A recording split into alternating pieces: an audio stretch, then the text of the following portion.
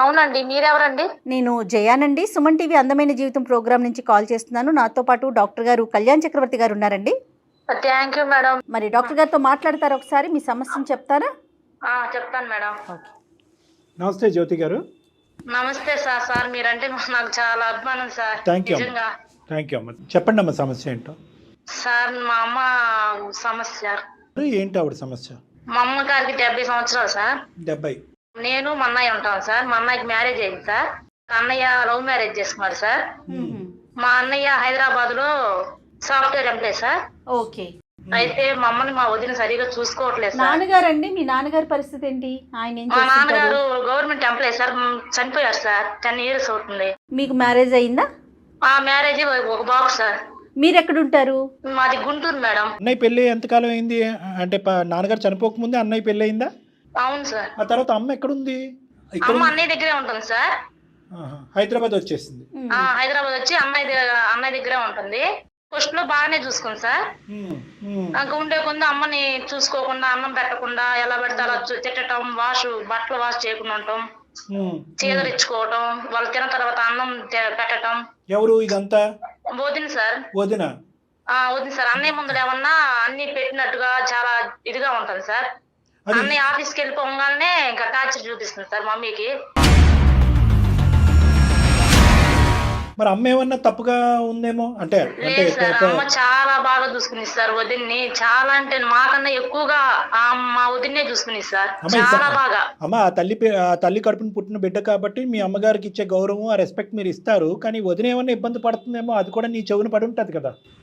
వదిన ఎందుకు ఇబ్బంది పడుతున్నది అనేదే తెలియదు సార్. నాకు చాలా బాధగా ఉంది సార్. అమ్మగారిని అలా చూస్తుంటే కుక్క కన్నా హీనంగా చూసింది సార్.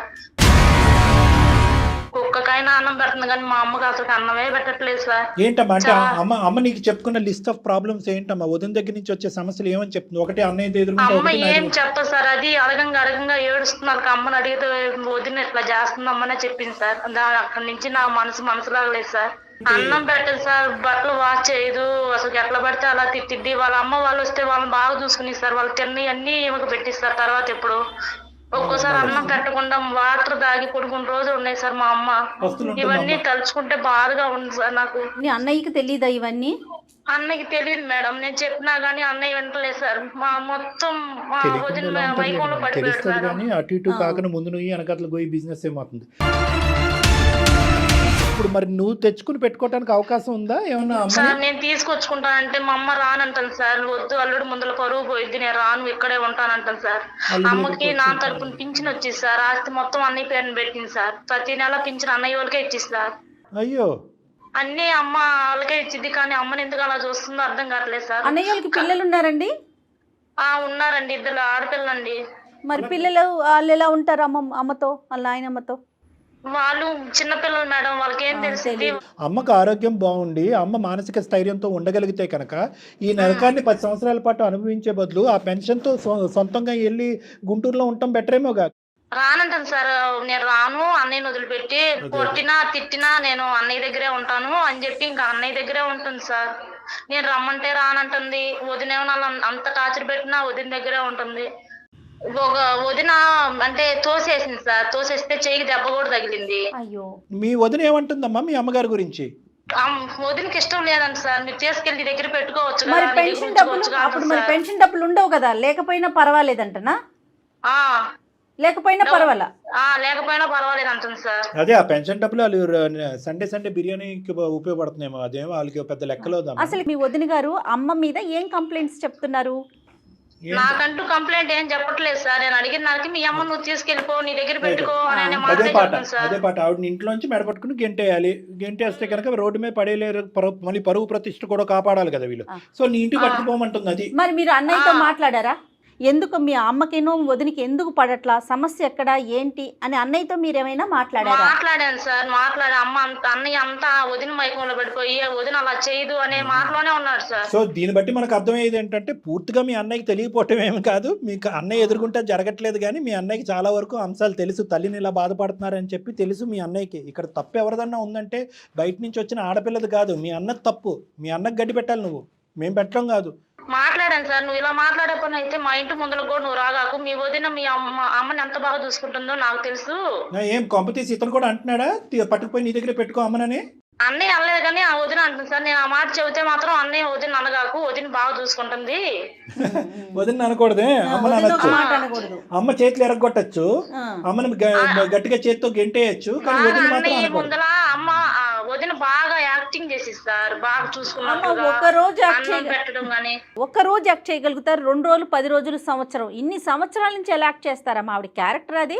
డాక్టర్ గారు అన్నట్లుగా అతనికి కూడా కొద్ది గొప్ప తెలుసు మీ అన్నయ్యకి, ఇక చూసి చూడనట్టు వ్యవహరిస్తున్నాడు అంతేనా డాక్టర్ గారు? తోసేస్తే చెయ్యి ఇరిగిందంటే కనుక ఇంకేం కారణం ఉందమ్మా? పిల్లడ్డు వచ్చిందా కుక్కడ్డు వచ్చిందా? తోస్తే చెయ్యి ఇరిగింది, అక్కడతో తేలిపోయింది. మీ వదిన మీ అమ్మగారిని ఎలా ట్రీట్ చేస్తుంది అని చెప్పి ఎప్పటికైనా మీ వదిన అత్తగారు కాకుండా పోతుందా? చూద్దాం. ఇప్పుడు ఏం చేయమంటావు అమ్మా? ఏం చేద్దాం? మా వదిన గారితో మాట్లాడండి సార్. అంతేగాని అన్నయ్యతో మాట్లాడమను.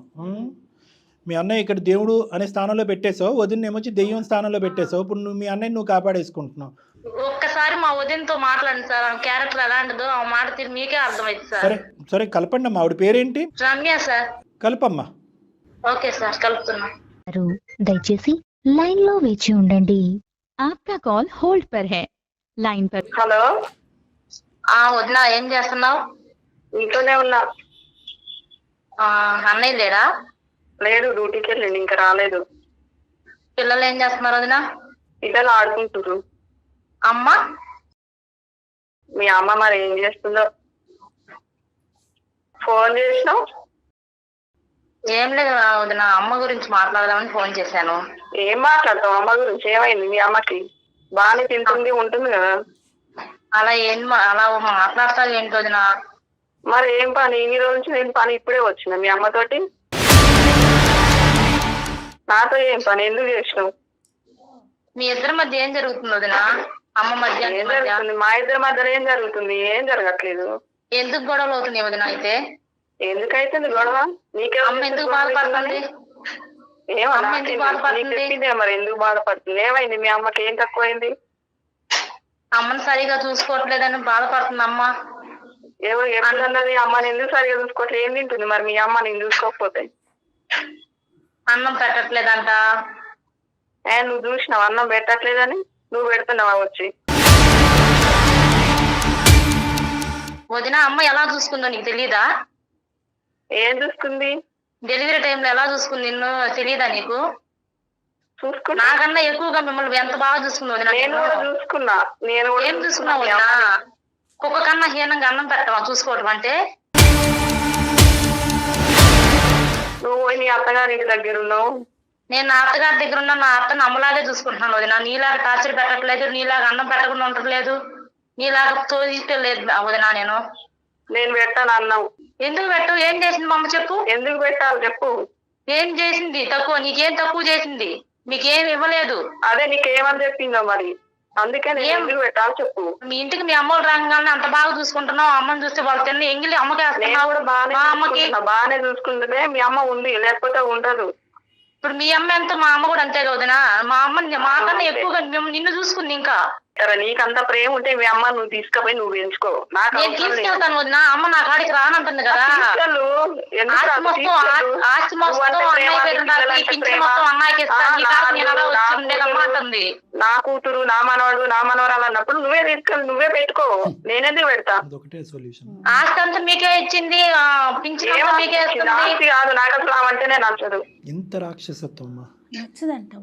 ఏంటి వదిన అలా మాట్లాడుతున్నావు నువ్వు? ఏం తల్లి పొంది వదిన, నీకు కూడా తల్లి పొంది వదిన. నా తల్లి బాధ నీకు అర్థం కాదు వదిన. అమ్మదేందో నీకు అర్థమైతే తెలుస్తుంది. తల్లి నువ్వు కూడా ఒక తల్లి వదిన, నీకు 2 పిల్లలు ఉన్నారు. రేపు ఈ రోజు నా తల్లి నా దగ్గర రానంటుంది వదిన. నా తల్లి నా దగ్గరకు వస్తే బంగారంలాగా నేను చూసుకుంటా వదిన. నేను నీలా చెయ్యి. నేను నీ తల్లి వస్తే ఒకలాగా, నా తల్లి అయితే ఒకలాగా కాదు వదిన. నీ తల్లి నువ్వు ఎలా చూస్తున్నావు తెలుస్తుంది కదా. అన్నం పెట్టి నా తల్లి విషయం నీకు అవసరం లేదు. నీ తల్లిది నువ్వు చూసుకొని నువ్వు తీసుకుపోయి పెంచుకో. హలో హలో రమ్య అమ్మ. ఎవరు మీరు? అమ్మా నమస్తే అమ్మా, సారీ మేము బ్యాక్గ్రౌండ్లో ఉన్నాము. నా పేరు డాక్టర్ కళ్యాణ్ చక్రవర్తి. మేము సుమన్ టీవీ అందమైన జీవితం నుంచి మాట్లాడుతున్నాం అమ్మా. సారీ, మీకు తెలియకుండా మీ వెనకాతల నుంచి మీ కాన్వర్సేషన్ అంతా విన్నాము. కానీ ఏంటంటే ఇప్పుడు జ్యోతి మాకు ఒక ఈమెయిల్ పంపించిందమ్మా. అంటే వాళ్ళ అమ్మగారి పరిస్థితి చాలా దారుణాతి దారుణంగా ఉంది. ఆవిడని ఇప్పుడు కాపాడేటటువంటి ప్రయత్నం. మీరెవరండి? అమ్మా నేనెవరు అనేటటువంటిది చెప్పే ముందు అసలు ఒక మనిషిని ట్రీట్ చేసేటటువంటి విధానం ఇదేనా, పద్ధతి ఇదేనా? మీ కుటుంబ సభ్యులు హర్షిస్తారా? మీ అమ్మ నాన్న హర్షిస్తారా? మీ అమ్మగారి పెంపకం ఇదేనా? మీకేమైనా బుద్ధి ఉందా? రేపొద్దున మీరు ఒక అత్తగారు కాబోతున్నారు. నేను మాట్లాడతాను. అవసరం ఉంది. ఎందుకంటే మీ అమ్మ నాన్నకి ఇచ్చేటటువంటి గౌరవం, మీ అమ్మ నాన్నగారికి ఇచ్చేటటువంటి రాచ మర్యాదలు ఇంకో తల్లికి ఇవ్వట్లేదు. ఆ తల్లి ఏంటంటే ఆ కొడుకే ప్రాణం అన్నట్టుగా అక్కడ ఉండటం గురించి ఉండేటటువంటి పరిస్థితి.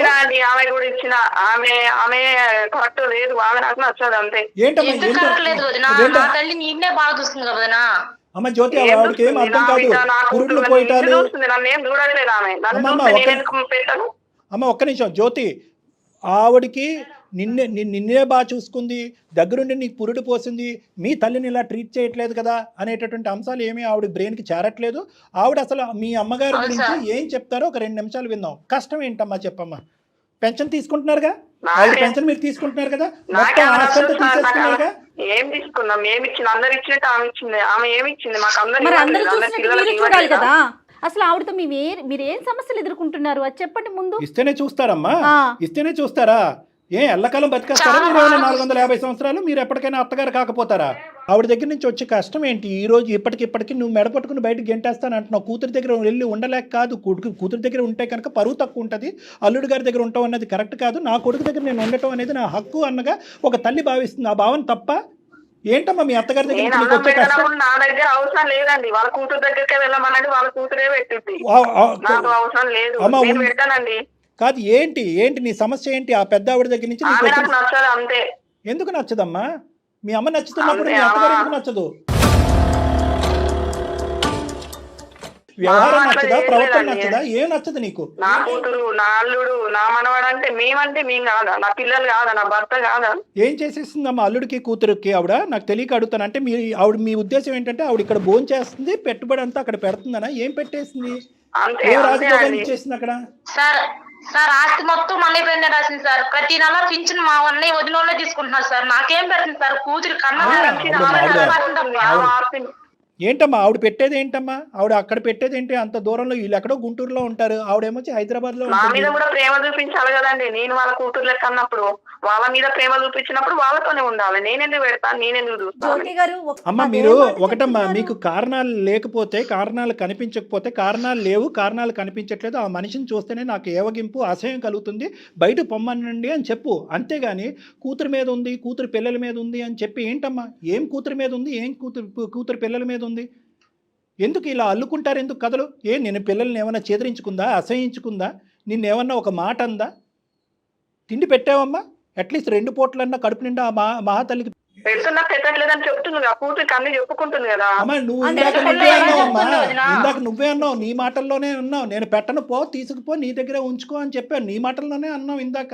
ఆవిడకి పెట్టడం నాకు ఇష్టం లేదు, ఆవిడ ఎదుర్కొంటా, కళ్ళు ఎదుర్కొంటా ఉంటే నా ఒళ్ళు కంపరిస్తుందని చెప్పాను. నువ్వే అన్నావు, నీ మాటల్లోనే అన్నావు. ఆ ప్రవర్తన నాకు నచ్చట్లేదండి. ఇదే విడ్డూరం. ఏంటి ఆవిడ ప్రవర్తన? ఏంటి డాన్స్ చేస్తుంది? పెద్ద ఆవిడ ప్రవర్తన నచ్చకపోవటం ఏంటండి? 70 సంవత్సరాలు చచ్చిపోయిందమ్మా. ఈ ఎపిసోడ్ తో మానవత్వం చచ్చిపోయింది. ఈ ఎపిసోడ్తో రమ్య అనేటటువంటి ఒక భయంకరమైనటువంటి మనిషి రాక్షస రూపాన్ని కనిపిస్తుందమ్మా నీ మొహంలో. చచ్చిపోయింది మానవత్వం ఈరోజు. సార్ నేను తీసుకెళ్తాను సార్. నాకు ఏమి ఆస్తులు కానీ పింఛన్లు కానీ ఏమి వద్దు సార్. నా తల్లి నా దగ్గరికి వస్తే నేను తీసుకుంటాను సార్. చూసుకోమని చెప్పండి సార్. అమ్మా దయచేసి ఆవిడ పెన్షన్ శుభ్రంగా కడుపు నిండా తింటూ ఆవిడ ఆస్తి కాజేసినటువంటి వీళ్ళని అడుక్కునేటటువంటి అవసరం లేదు. అర్థమైందా? వెళ్ళాలి అంటే కనుక ఈ కేసులో లీగల్గా అద్భుతంగా వెళ్ళొచ్చు. ఇద్దరికి భయంకరమైన శిక్ష పడుతుంది వీళ్ళిద్దరికి. ఇలాంటి సందర్భాలు ఎన్నో నేను డీల్ చేశాను. దానికి తగినటువంటి లాయర్స్ ఉన్నారు. వెళ్దామంటే దానికి రెడీ. వీళ్ళకి ఎలా గడ్డి పెట్టాలో అలా గడ్డి పెడతారు. అలా చేద్దామంటే అలా చేద్దాం. అయినా కానీ నాది ఒకటమ్మా, ఇంత అడుక్కో అక్కర్లేదమ్మా. ఆవిడ ఎంతో దర్జాగా బతికింది, ఎంతో హ్యాపీగా బతికింది. ఆవిడ పుణ్యాత్మురాలు. కొడుకుని ఈ స్థాయి వరకు పెంచి పోషించి చదివించి ఈరోజు దర్జాగా ఉద్యోగం చేసుకుని దాంతో సరిపోక మొత్తం అంతా ఆస్తి కట్టబెట్టింది. చూడండి ఆవిడ చేసినటువంటి పొరపాటు అది. అది మీ నాన్నగారు చేశారో మీ అమ్మగారు చేశారో నాకు తెలియదు, కానీ మొత్తం ప్రతి చీపురు పుల్లతో పాటు మొత్తం అంతా రాసి ఇచ్చింది చూడండి. అక్కడితో ఏమైందంటే వీళ్ళు వాళ్ళ ఇంట్లో పనుల కంటే హీనంగా అయిపోయారు. కానీ డాక్టర్ గారు, ప్రతి తల్లిదండ్రులకి ఇది ఒక కనువిప్పండి. అవునమ్మా. ఏం చేయాలి ఆస్తులకి సంబంధించి, ఎప్పుడు రాసి ఇవ్వాలని మినిమం ఆలోచన చూడండి. ఒక పక్క నుంచి ఏమో వచ్చి కోడలు చూసుకోవట్లేదు, కొడుకు పట్టించుకోవట్లేదు అనేటటువంటి బాధ పడుతూనే ఉంది. మీ అమ్మ ఏడుస్తూనే ఉంది, కానీ నెల నెల పెన్షన్ మాత్రం వాళ్ళ అకౌంట్లో వేస్తుంది. మరీ మంచితనానికి కూడా ఒక హద్దు ఉండాలి కదమ్మా. ఏమన్నా ఉందా? నెక్స్ట్ పెన్షన్ ఇస్తే కనుక బాగా చూసుకుంటారని చెప్పి వీళ్ళు గర్వంతో చచ్చిపోతున్నారు. వీళ్ళు గర్వం, అహంకారం, అంతకు మించి ఏమీ లేదమ్మా. ఒక్క మాట చెప్పిందా? చాలామంది ఇదే కాల్స్లో చాలామంది ఆడవాళ్ళు చెప్పారు, ఏమండి మా అత్తగారు కూడా అనుకున్నటువంటి మాటలు అంటారు, హింస పెడతారు. ఈవిడ కేవలం ఒకే మాట, ఆవిడని చూస్తుంటే నాకు ఉండబుద్ధి అవ్వట్లేదు, ఆవిడని చూస్తుంటే నాకు బాలేదు. ఏం బాలేదు? మీ అమ్మని చూడటం ఒకటి, మీ అత్తగారిని చూడటం ఒకటేనా? ఇదేనా మానవత్వం? కొట్టుకుపోతారమ్మా. కర్మ సిద్ధాంతాన్ని నమ్ముకునే వాళ్ళం మనం. కొట్టుకుపోతారు. అమ్మా ఒకటి జ్యోతి, నేను చెప్తున్నాను, ఆవిడ సంజాయిషి అక్కర్లేదు. ఎందుకు మీ అమ్మగారిని ఆవిడ అసహించుకుంటుందనే దానికి కారణాలు లేవు. మీ ఇదే కాలు మీ బ్రదర్కి కూడా కలపాలి, అతనికి కూడా గడ్డి పెట్టాలి. ముసుగులో దాగుడు మూతలు ఆడుతున్నాడు, భార్య వైపు నిలబడి మాట్లాడుతున్నాడు. అతను కూడా పచ్చి దొంగ. నేను చెప్తున్నాను, రావద్దండి మీరు. అమ్మని వదిన అన్ని చూసుకో, లేకపోతే నా దగ్గరికి పంపించేట్టుగా చేయండి సార్. మాకు ఏదో సొల్యూషన్ చెప్పండి సార్. అమ్మ బాగా చూస్తా, నేను ఉండలేకపోతున్నాను సార్. ఈ రోజు నేను చెప్తున్నానమ్మా, మీ అమ్మగారిని కౌన్సిల్ చేసేటటువంటి పూర్తి బాధ్యత నాది. ఈరోజు రమ్యని సంజాయిషి అడగక్కర్లేదు, రమ్యకి బుద్ధి చెప్పక్కర్లేదు, రమ్యకి కౌన్సిలింగ్ ఇవ్వక్కర్లేదు, రమ్య మీ అత్తగారిని బాగా చూసుకో అమ్మా అని అడగవలసినటువంటి అవసరం లేదు. నేను చెప్తున్నాను, ఈరోజు ఈ క్షణాన్ని ఈ కాల్ కట్ అయిన తర్వాత మీ అమ్మగారికి నేను కౌన్సిలింగ్ చేస్తాను. నాకున్న స్థాయికి, నాకున్న కెపాసిటీకి మీ అమ్మగారిని మచ్చిక చేసుకోవటం, నేను చెప్పేటటువంటి మాట మీద ఆవిడని ముందుకు తీసుకెళ్ళి నీ ఇంట్లో ఉంచడం అనేటటువంటిది చాలా ఈజీ పని. ఆవిడకి ఫ్యూచర్లో నీ దగ్గర నుంచి బంగారు భవిష్యత్తు ఉంది, మీ హస్బెండ్ దగ్గర నుంచి ఎటువంటి ప్రాబ్లం ఉండదు అనే నమ్మకం నీకు ఉంటే కనుక ఖచ్చితంగా మీ అమ్మగారిని ఈ రాత్రికే పంపిస్తాం. నేను ఎప్పుడు డాక్టర్ గారు, మీరు చాలా ఎమోషన్ అవుతున్నారండి. చాలా తల్లి, ఆవిడకి కూడా ఒక తల్లి కన్నటువంటి ఒక బిడ్డే కదా. ఎప్పుడు కూల్గా ఏదో ఒక విధంగా సావధానంగా సమస్యని పరిష్కరిద్దామనే మాట్లాడతారు తప్ప డాక్టర్ గారు, ఫస్ట్ టైం చూస్తున్నానండి నేను అందమైన జీవితం చరిత్రలోనే ఫస్ట్ టైం నిజంగా. అలా కదా మేడం, అలా నా మాట్లాడేది. కుక్కకి పెట్టేటటువంటి ఫుడ్ కూడా కుక్కకి 3 పూట్ల పెడుతున్నావు. కుక్కకి మళ్ళీ కుక్క అంటే కనుక కొంతమంది కోపం వస్తుంది. మీ ఇంట్లో ఉన్నటువంటి పెంపుడు జంతువుకి 3 పూట్ల భోజనం పెడుతున్నావు. మీ అత్తగారికి భోజనం పెట్టడానికి నీకు చేతులు రావట్లేదా? కొన్ని దానికి సరైన రీజన్ చెప్తుందా? వింటున్నారా? ఒక్క రీజన్ చెప్పట్లేదు ఆమె వైపు నుంచి. ఏంటి అసలు ఎక్కడున్నామమ్మా మనం? ఏ సమాజంలో? పారిపోయావా? ఫోన్ పెట్టేసి ఉన్నావా? ఫోన్ పెట్టి పారిపోయావా? పెట్టేసిందండి అమ్మాయి, ఫోన్ పెట్టేసింది. అమ్మ ఆవిడ ఫోన్ పెట్టి పారిపోయింది. కరెక్ట్గా పడవలసిన డోస్ గట్టిగానే పడింది. ఏ దారిని పోదాం అంటే ఆ దారిని పోదాం. లీగల్ హెల్ప్ తీసుకోవాలంటే చాలా అడ్వకేట్స్ ఉన్నాయి, కాంటాక్ట్స్ ఉన్నాయి మేడంకి. లీగల్గా పోదాం అంటే లేకపోదాం. ఇచ్చినటువంటి ఆస్తి వెనక్కి లాక్కునేటటువంటి విధంగా మనం ట్రై చేద్దాం. వృద్ధాప్యంలో వాళ్ళు ఏడిపించుకుని ఈ విధంగా అబ్యూస్ చేసి హింస పెడుతున్నారు కాబట్టి ఆ విధంగా కూడా కేసు పెట్టడానికి అవకాశం ఉంది. దానికి అడ్వకేట్ టీం అనేటటువంటిది, లాయర్ టీం, లీగల్ టీం అనేటటువంటిది, ఆ పద్ధతిలోకి వెళ్దాము. ఈ రాత్రికి రాత్రే నా మాట వినమ్మా, ఈ రాత్రికి రాత్రే అమ్మగారికి కాన్ఫరెన్స్ కాల్ కలపటం కానీ అమ్మగారి నెమ్మగారు నాకు ఇస్తే నేను ఫోన్లో మాట్లాడి అమ్మని కన్విన్స్ చేసి అమ్మ బ్యాగ్ అండ్ బ్యాగేజ్ మొత్తం అంతా సర్ది ఇమీడియట్గా షిఫ్ట్ చేయటం అనేటటువంటిది చాలా ఇంపార్టెంట్. అమ్మగా తెలియక, ఈ వయసులో తెలియక తన హక్కుల గురించి పోరాడుతుంది. అంటే కొడుకు ప్రేమకి నేను ఎందుకు అర్హురాల్ని కాదు అని ఒక పిచ్చి పోరాటం ఆవిడ చేస్తుంది. రేపొద్దున ఏదన్నా జరిగితే చెయ్యాల్సింది వాడే కదా, అంతిమ క్రియలకి కొడుకే కదా అవసరం అనే ఒక్క రీజన్తో ఇలాంటి తల్లులు తండ్రులు ఎంతో మంది బాధలు పడుతున్నారండి. నిజం చెప్పినట్లు మీరు అన్నట్లుగా ఆ రోజులు పోలేదంటారా? ఏదో ఒక రోజు నేను చనిపోయినప్పుడు నన్ను నలుగురు మనుషులు ఉండాలి, నాది పోయాలి అనేటటువంటి ఆలోచనతో దినదిన గండం నూరేళ్ళ ఆయుష్ అమ్మ ఇది. అయ్యో అయ్యో అయ్యో, చాలా బాధ అనిపిస్తుంది అమ్మ. బాధపడకమ్మా, బాధపడకు. నోనమ్మా, వీఆర్ దేర్ విత్ యూ జ్యోతి. నేను నీతో పాటు సపోర్ట్గా ఉన్నాను. మీ అమ్మగారికి నేనే కొడుకుగా నేను ముందుకు వస్తాను. మీ అమ్మగారిని పూర్తి స్థాయిలో కాపాడేటటువంటి ప్రయత్నం మనం చేద్దాము. ఆ నరక యాతన నుంచి అమ్మని ఇమీడియట్గా బయట వేయటం అనేటటువంటిది మన తక్షణ కర్తవ్యం. లీగల్ సపోర్ట్ ఖచ్చితంగా తీసుకుందామమ్మా. మీరేం బాధపడకండి. మీకైతే పర్సనల్ గా ప్రాబ్లం లేదా, నేను మళ్ళీ అడుగుతున్నాను అనుకోవద్దు. మీ ఇంటికి ఏం తీసుకెళ్తే లేదు మేడం, మా అమ్మ మా కాడికి వస్తే చాలు మేడం, బాగా చూసుకోవడమే కావాలి. మీ అత్తగారి వైపు నుంచి కానీ, మీ అత్తగారి కుటుంబం ఏమీ నుంచి, లేదు మేడం, మీ నేను భర్త చెప్పుకుంటాను. నుంచి. మా అత్తగారికైనా మా హస్బెండ్ గారికైనా ఎవరికైనా నేను చెప్పుకుంటాను. రైట్. థ్యాంక్ యూ అమ్మ జ్యోతి, థ్యాంక్ యూ అమ్మ. నీలాంటి కూతురు నీలాంటి బిడ్డ ఉండటం అనేటటువంటిది మీ తల్లి చేసుకున్న పూర్వజన్మ సుఖంతో నిజంగా చెప్తున్నాను. ఇదే కానీ నువ్వు కూడా వేరే భాషలో మాట్లాడుంటే కనుక అటువంటి సీన్స్ కూడా మేము చాలా చోట్ల చూస్తున్నాం. ఈరోజు మీ అమ్మగారు ఎక్కడ పోవాలి? భర్తను కోల్పోయిన ఒక స్త్రీ 70 ఏళ్ల పెద్ద ఆవిడ ఏం చేస్తారండి? ఇలా నా మనుషులు ఆవిడ ఒక్క రీజన్, కనీసం రీజన్ చెప్పినా మేము సంతోషపడేవాళ్ళమేమో. ఓహో ఈ కారణం ఉందేమో, అందుకని ఈ కోడలు బాధపడుతుందేమోనని. చాలా సందర్భాల్లో జయ గారు అదిగోండి తీసుకెళ్తానంటుంది కదా, ఆవిడ దగ్గర ఆస్తి కాజేయడానికి కూతురు తీసుకెళ్తుందంట. పాపం ఆవిడ దగ్గర చిల్లి గవ్వలేదు. ఈ రోజు అమ్మాయి ఏం చెప్పట్లేదు, అది కూడా చెప్పట్లేదండి. ఏముంది ఆవిడకి ఇవ్వటానికి, రేపొద్దున ఇచ్చేసింది కదా. రేపొద్దున ఈ డిస్కషన్ కూడా వస్తుంది జ్యోతి. నువ్వు ఆస్తి కాజేయడానికి అమ్మని తీసుకెళ్ళి అక్కడ పెట్టుకున్నావు కాబట్టి లేదు కోర్టులో సార్, కేసు మొత్తం వాళ్ళకే ఇచ్చేసింది సార్, నాకు ఏమి వద్దు, మొత్తం వాళ్ళకి ఇచ్చేసింది సార్. అమ్మ దగ్గర ఏం లేదు, పింఛన్ ఒకటి ప్రతి నెల వాళ్ళు తీసుకుంటారు అంతే సార్. ఆ పింఛన్ కూడా నాకు వద్దు సార్, నాకు మా అమ్మ వస్తే చాలు సార్. చాలా సంతోషం అమ్మ, వినటానికి చాలా సంతోషంగా అనిపిస్తోంది. తల్లిదండ్రులను చూసుకోవాలి అంటే డబ్బుతో ముడి పెట్టకూడదు జ్యోతి. అది ఆడపిల్లేంటి మగపిల్లోడేంటి ఈ రోజుల్లో ఎవరైనా సరే. కాకపోతే ఆవిడ పెద్ద ఆవిడ కాబట్టి ఆవిడ ఆలోచన విధానం అలా ఉంది. ఈ వయసులో అమ్మ కష్టాలు పట్టు నాకు అసలు ఇష్టం లేదు సార్. మాకే నచ్చట్లేదమ్మా. చాలా బాధ జయ గారు 3 అనిపిస్తుంది. ఇమీడియట్ స్టెప్స్ అమ్మా. అమ్మని ఇమీడియట్ గా తక్షణ కర్తవ్యం నెక్స్ట్ 1 or 2 days ఇమీడియట్ గా అక్కడి నుంచి మనం చేయాలి. అమ్మకి నచ్చినా నచ్చకపోయినా థ్యాంక్ యూ సార్. అమ్మ ఒక భ్రమలో ఉంది, ఒక భయంలో ఉంది, ఒక అపోహలో ఉంది అమ్మ.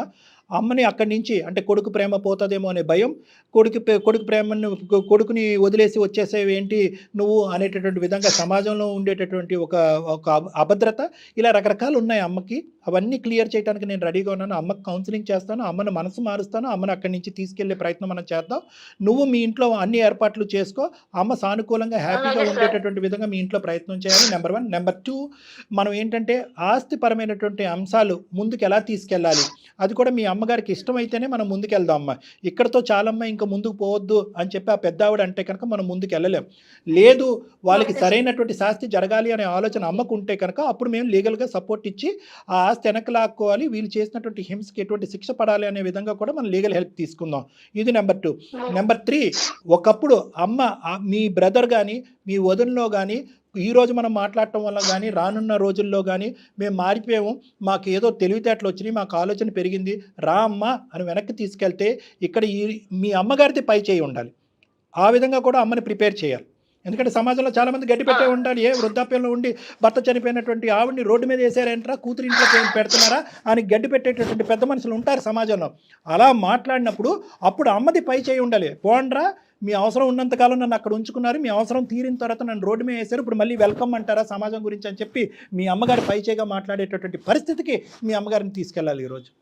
అది మొత్తం మీ చేతుల్లోనే ఉంది జ్యోతి. మీ కాడికి తీసుకొని వస్తాను సార్ నేను. రండమ్మా, క్లినిక్ రండి, నేను విజయవాడ కూడా వస్తాను, లేదంటే హైదరాబాద్ అన్న తీసుకురండి, ఎక్కడైనా పర్లేదు. ఓకేనమ్మా? అలాగే. అమ్మని స్ట్రాంగ్ చేయాల్సిన బాధ్యత మీ చేతుల్లోనే ఉంది జ్యోతి. నా తోడ్పాటు ఉంటుందమ్మా, నా కౌన్సిలింగ్ ఉంటుంది, నా క్లినిక్ తీసుకొస్తే అమ్మతో ప్రైవేట్గా కూడా మాట్లాడుతాను. రైట్, ఓకేనమ్మా జ్యోతి, చాలా సంతోషం నీతో మాట్లాడుతున్నందుకు. ఇమీడియట్గా యాక్షన్ అంటే మనం ఇప్పుడు ఏదైతే మాట్లాడుకున్నామో అది స్టార్ట్ చేసేద్దాం. రైటా జ్యోతి? ఓకే అమ్మా, బాధపడకండి, ధైర్యంగా ఉండండి అమ్మా, మేము ఉన్నాం మీతో పాటు. నమస్తే అమ్మా. ఆవిడ ఫోన్ పెట్టేసింది డాక్టర్ గారు ఒకేసారి. అంతే, ఇంకంతకు మించి ఏం చేస్తుందమ్మా, కారణాలు లేవు, ఏమీ లేవు. ఇక్కడ నుంచి తప్పించుకోవాలి. ఈరోజు ఫోన్ కాల్ నుంచి అయితే తప్పించుకోగలదు కానీ చట్టం నుంచి తప్పించుకోలేదు. అసలు సిసలైనటువంటి భవిష్యత్తు కర్మ సిద్ధాంతం నుంచి అసలు తప్పించుకోలేదు. ఈ మాట మాత్రం చాలా బాగుందండి. నిజంగా నమ్మితే కనుక కర్మ సిద్ధాంతం నుంచి ఎవరిని తప్పించుకోలేమేమో బహుశా. కానీ ఎలాంటి సమాజంలో ఉన్నామా, సమాజంలో ఇలాంటి వాళ్ళు కూడా ఉన్నారా అనే ప్రశ్న వచ్చేస్తుంది. స్టార్టింగ్ లో ఏమనుకున్నానో తెలుసా మేడం, ఈ జ్యోతి ఏదో కట్టుకట్టుకునేమో, బహుశా ఆవిడ బాధలు ఆవిడకున్నాయేమో, అత్తగారి హెరాస్మెంట్ ఉందేమో అనుకున్నాను. అసలు పావులా వంతో హెరాస్మెంట్ కూడా లేదు, 0.5% ఉంటే ఆవిడ చెప్పేది కదా ఇంతసేపట్లో. కనీసం క్యూలో ముందు నిలబడుతుంది అలాంటి వాళ్ళు. అదేమంటే కూతురు గురించి మాట్లాడుతుంది, మనవరాళ్ళ గురించి మాట్లాడతారు, అల్లుడు గురించి. అంటే నీ ఇంట్లో ఉంటే ఇంకా కూతురు అల్లుడు ఎవరు మాట్లాడకూడదా? ఇమీడియట్ గా ఈ కాల్ కట్ చేసిన తర్వాత పెద్దవాడితో మనం ఫోన్ లో మాట్లాడాలి. డెఫినెట్ గా అండి, డెఫినెట్ గా. రైట్ కళ్యాణ్ గారు, నమస్తే. జగన్, నమస్తే.